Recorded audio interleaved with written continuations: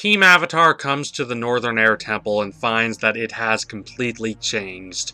Sokka loves these changes, Katara's fine with them, and Aang hates them, and he is drawn into conflict with the new inhabitants of the temple. This is Avatar Explained for episode 117, The Northern Air Temple, Part 1, Synopsis. When they get to the temple, they see people flying around. Sokka and Katara think of these people as airbenders, but Aang says they're not. He says they're just gliding. He says they don't have spirit. And well, that's partially true and partially not true. Yes, they are gliding. They are using technology to fly, and not airbending. But the charge of them not having spirit is almost completely unfounded, as Aang discovers when he gets into a bit of a rivalry with Teo, the son of the machinist who is responsible for making all these inventions. He's a kid in a wheelchair, but he's not really handicapped by it. He glides through the air as effortlessly as anyone else. And he kinda mocks Aang a little. He makes drawings in the sky of Aang looking all sullen and pouty. Although he is quite impressed with Aang's ability to be an actual airbender. On the ground, Aang is disappointed at what's happened to the temple. He tries to preserve it. He tries to say that this is all sacred and that it shouldn't be changed. And to this, the machinist can only respond that there was no one here when he moved in. The airbenders were all gone, and he and his people needed a place to go. So they found this place, and they took refuge in it. They saw all these drawings of flying people, and the machinist thought about how he could replicate that, leading to all these wonderful gliders. There are so many machines throughout the temple, so many symbols of engineering innovation. Sokka, always a lover of technology, falls in love, and he and the machinist work together to perfect the war balloon. They also find a way to indicate where the gas leak is. They put rotten eggs where they know the gas is, so when it's leaking out, they'll smell rotten eggs. Quite a smart plan if you ask me. Back to Aang, he still has very conflicted feelings, but after seeing how spirited Teo is, and how he is an airbender in thought, if not in actuality, he agrees to show Teo the one spot of the temple that has supposedly not been touched. But it has been touched. In fact, it's where weapons are being made for the Fire Nation. Aang accuses the machinist of making these weapons, and he sadly says that yes, that's right. But he says he had no other choice. If he didn't make the weapons for the Fire Nation would have annihilated them and destroyed the temple. Still, Aang decides that they need to fight the Fire Nation. So they do, and this involves a long and surprisingly involved battle. Lots of moving parts, lots of fighting, lots of interesting battle choreography. Eventually the Fire Nation is defeated, but only because of Sokka and the Mechanist's ingenuity. They smell the gas coming out, and finally knowing where the leak is, they decide to drop their engine into it. This, of course, ignites the gas and blows the mountain around the temple sky high, defeating the Fire Nation, at least for now. Aang accepts these new inhabitants of the temple. He compares them to the little hermit crab-like creatures all around the temple. He says that sure, this wasn't originally their home, but they've made it their home, and he's okay with that. It's a nice bit of character growth for Aang. However, the episode does end on quite a dour and downbeat note, as the Fire Nation discovers a war balloon and gets it up and running, foreshadowing that the Fire Nation will be using war balloons later. The Fire Nation claims this as a great victory for them, even though they lost the battle. Part 2. Analysis. This is a really enjoyable episode. I wouldn't call it one of the best episodes the show has to offer, and it's not as good as the episode that came immediately before this, The Deserter, but it's nonetheless a nice mix of all the different styles of the show. You have the lighthearted, comical style, you have the thematically dense, very philosophical, very involved style that really makes you think and wonder, and also that helps build the world of Avatar. And then you have the exhilarating battle sequence-filled style, with a lot of action, a lot of explosions, a lot of very well-constructed action that puts the action in a lot of big-budget Hollywood blockbusters to shame. It is tremendously difficult to mesh all these styles together and have it still feel natural instead of contrived and awkward, but this episode manages to do it quite well. The geography of the fight is always very clear. It's never muddled. There's never any points where you're not sure where every player is at every given moment. And as a result, the unfolding of the action feels satisfying. It's never cheap, it's never contrived, it's never someone coming out of nowhere. Because everything is set up, everything that follows feels worthwhile and earned. I appreciate the sympathy the episode exerts for the Machinist. Sure, he's making weapons for the Fire Nation military, which has caused so much misery and suffering to the world. What else could he have done? He's desperate. He didn't have another place to go. He didn't have any money to offer them. All he had was his skills. So he gave those to the Fire Nation.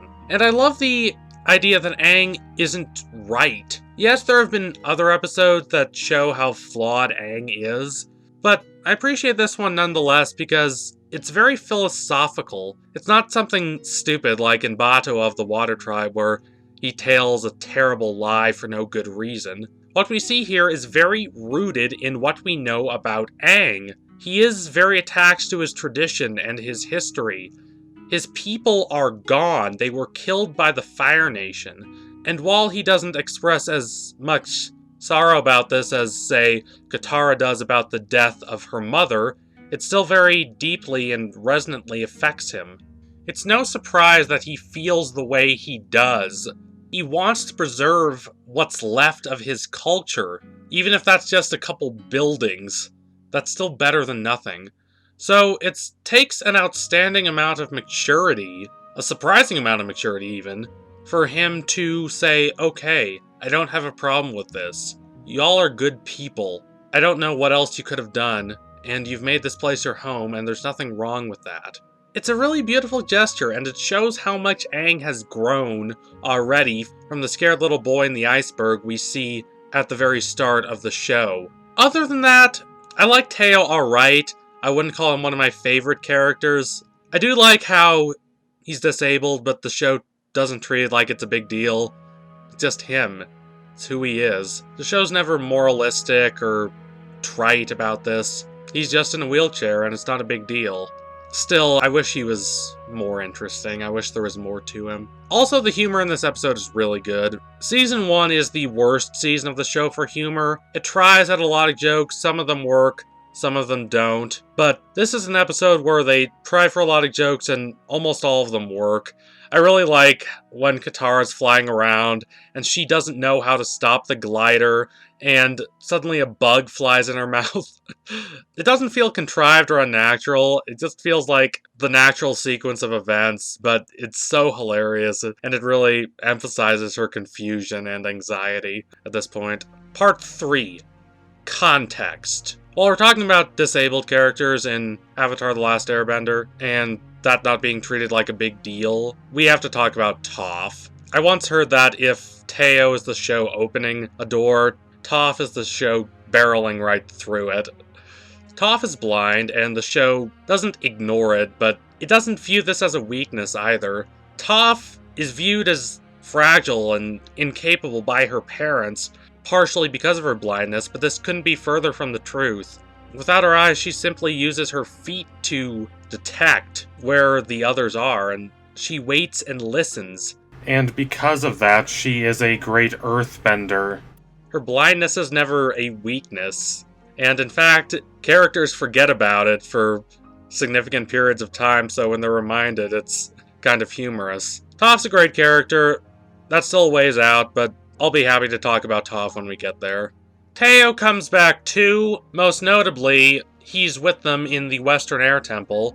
He and the other kids go off and explore the temple while the main members of Team Avatar are off doing character growth. And again, he's not my favorite character by any means, but he's nice to have around. I'm glad whenever he shows up. The Machinist also comes back, and he and Sokka develop submarines. Yes, they invent submarines in the world of Avatar, and yes, it is awesome. It really goes to show how intelligent Sokka really is.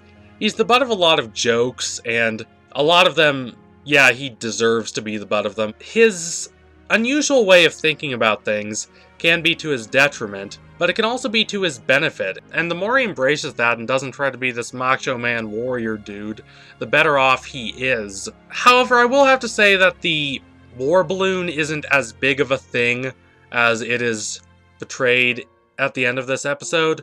The Fire Nation treats it like, this is going to change everything. We will have the upper hand permanently because we have this war balloon. And that's not really the case. Sure, the evolution of the war balloon, these great Zeppelin-like things, are an integral part of the Fire Nation's victory during Team Avatar's invasion on the Day of Black Sun, and they're a major part of Ozai's attack on the Earth Kingdom at the end of the show, but it's not like they completely change everything. Aang does win the battle at the end of the series during Sozin's Comet, and the main reason why the Day of Black Sun invasion fails is not just because of the airships, but because of Azula. She knows the invasion is coming, and she is prepared accordingly. So when I hear that Fire Nation guy talk about how the war balloon is going to change everything, I can't help but shrug my shoulders. In certain ways, it does change a lot, but in certain ways it doesn't change much at all. Also, speaking of Toph, Aang's uncertainty about this new world and his desire to protect the old world puts him into conflict with Toph during the comic trilogy, The Rift. Read that if you haven't, it is really good. All the Avatar comic trilogies are quite great, but The Rift is probably my favorite. It very well articulates Avatar's stance on the conflict between the old and the new. It's very nuanced, it's very complicated, it's very layered. It gives every one their due. It gives every idea its due. It's not moralistic. It doesn't try to slam one idea down everyone's throats. Instead, it just simply presents this conflict between Toph, who is advancing this more technologically advanced and modern world, and Aang, who wants to stop things from growing so fast and is afraid of the negative effects of that growth. He wants people to think more about what they're doing, and he doesn't want to harm the balance between people and spirits. Aang even gets into a physical fight over this. And considering how relatively positive the interactions between them are for most of the series, this is a little uncomfortable, but it doesn't feel contrived. It's earned. You know exactly why they're fighting. You know exactly why they believe what they believe, and you know exactly why they want what they want. It's a very beautifully constructed conflict. It evokes a lot of interesting questions that are not easily answered, like Avatar always does at its best. So thank you all for watching. This is the last small-scale episode for a while. I know it's weird to call this episode small-scale, given that it had a mid-sized battle sequence at its end, but I mean that in the sense that it's not directly connected to the grand scale of the narrative, except in the way that all episodes of Avatar are connected to that grand narrative. Again, there are no episodes in this show that are worthless. All of them tie back to the larger picture somewhat, with the possible exception of the Great Divide. And this episode definitely does set up a lot that will become useful later, and if for some reason you skip this episode, there is a lot you would miss out on. But it's also not directly involved with Aang's main quest to get to the North Pole. And the 3 episodes directly after this, the Waterbending Master and the 2-part season finale, deal with him getting to the North Pole and everything that happens after that. So it's hard for this episode to not feel kind of small scale in comparison to that. So if you're looking for a big finale, these next 3 episodes definitely give you what you want. If you liked what you saw today, donate to my Patreon if you can. I will be making more videos like this, and I will be making them soon. You can count on that. Please like and comment and subscribe. Thank you all again. We're really coming up to the end of Season 1 right now. Adios, comrades.